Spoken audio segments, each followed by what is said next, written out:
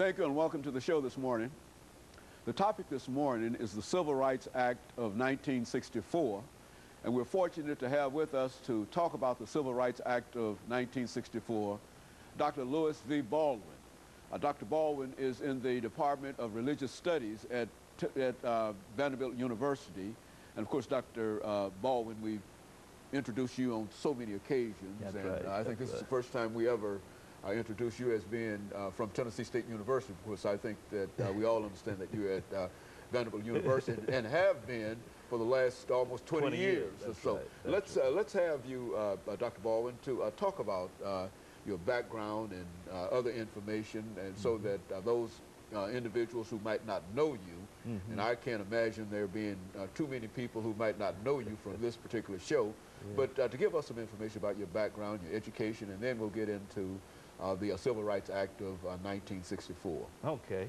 I was born in Camden, Alabama in the late 40s, and I attended the public schools in Camden, Alabama, Wilcox County, the so-called Alabama Black Belt, and I finished high school in 1967, matriculated at Talladega College, Talladega, Alabama, and I received a degree in history from Talladega in 1971.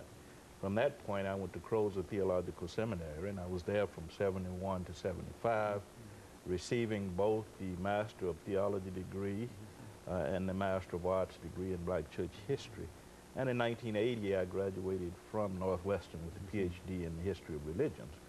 But going back to my high school days, I had an opportunity to participate in some of the activities in the South, some of the sit-ins and demonstrations, and also to observe a lot.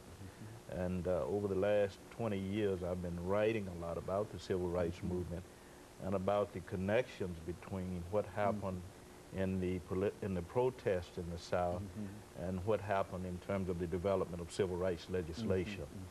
Very good. And of course, Dr. Baldwin, we also know that you one of the preeminent Martin Luther King scholars, and since Dr. King played such a crucial role in the civil rights movement, we would expect you to bring in, that kind of information in dealing with this Civil Rights Act of 1964. But let's see, Dr. Baldwin, if we might be able, during this first segment, to simply have you to make some preliminary statements in reference to the significance of this act, and then we'll use the other time to talk about specifics in reference to it.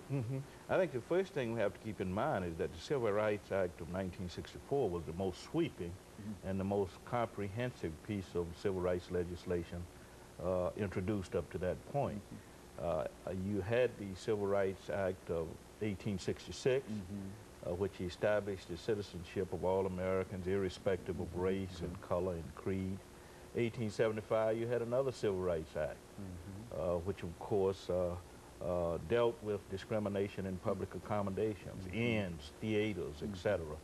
1957, there was a Civil Rights Act that sort of created the first Civil Rights Commission. In 1960, you had a Civil Rights Act that sort of dealt with the issue of discrimination in housing and bus segregation. But of course, the 1964 Civil Rights Act was quite different in the sense that it was much more comprehensive, much more sweeping in scope, dealing not only with voting, but dealing with public accommodations, public facilities, education, employment opportunities. And the 1964 Civil Rights Act also enhanced the powers of the Civil Rights Commission that had been created earlier, and also created the Equal Opportunity Commission.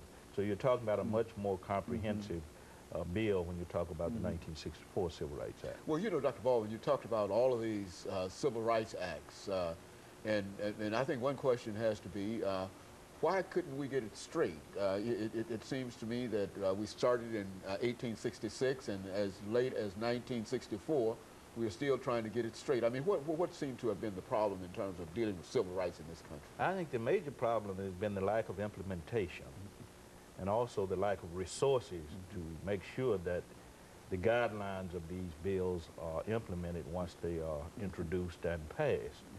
So I think that has been our major problem, the lack of implementation, also the failure to provide the kind of resources needed to make sure that the provisions of these Civil Rights Acts are really translated into into daily public life.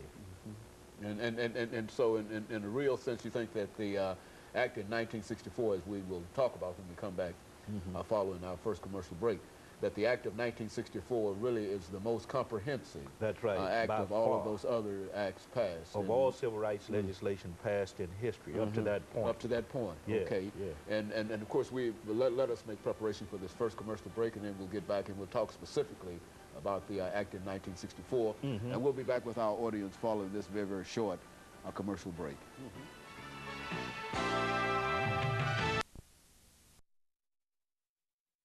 The topic is the Civil Rights Act.